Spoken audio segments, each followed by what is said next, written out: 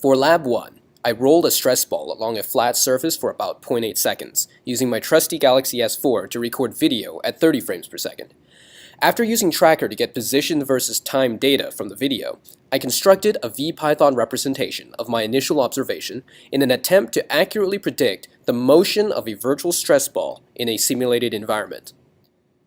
After running my model, I observed a significant discrepancy between the actual position versus time graph of the ball and that of the simulation.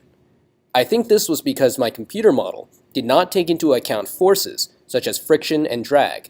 Additionally, the surface that the ball was rolled on had imperfections in it, which may have caused the ball to slow down quicker than expected. Let's take a look at my model. I went online and found that the standard mass of a stress ball is 27 grams, which is roughly 0.027 kilograms. I also measured the radius of the ball, which was 0.0635 meters. I then used data from Tracker to get my initial position, and estimated the initial velocity of the ball using Newton's second law. Specifically, I got to the first two Tracker data points for the ball position versus time, then used the formula, average velocity is equal to change in position over the change in time, to calculate the initial velocity shown here. Getting this stuff done correctly is really important, as this tells us everything we need to know about the ball's movement, as we're going to use the position and velocity we specify here to predict motion in the future. Then we specify time to start at 0, specify our delta t, and do some file writing stuff here. Okay, here's where the magic happens. The length of my video observation was 0.792 seconds, so that's all the motion that I'm wanting to predict in my model.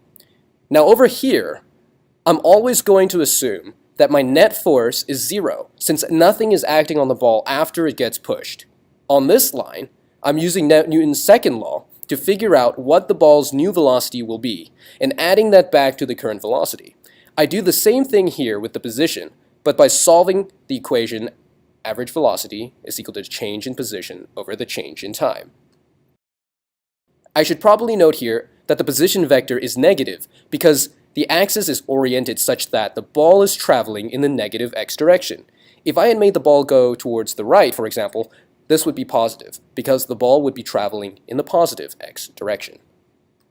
Cool, so let's run my model.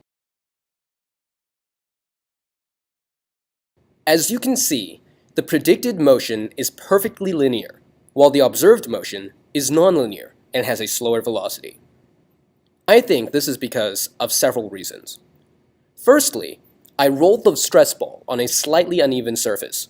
The wood floor was pretty smooth, but it did have ridge lines where the boards were connected to each other. I think that this might have caused the ball to wobble slightly. Secondly, my model assumes that the net force of the system is 0 at all times.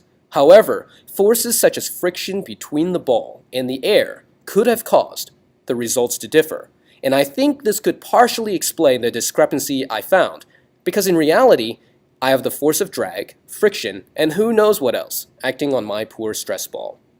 Additionally, my model does not account for motion along the y or z axis, and I did observe the ball veering slightly away from the camera at the end of the clip.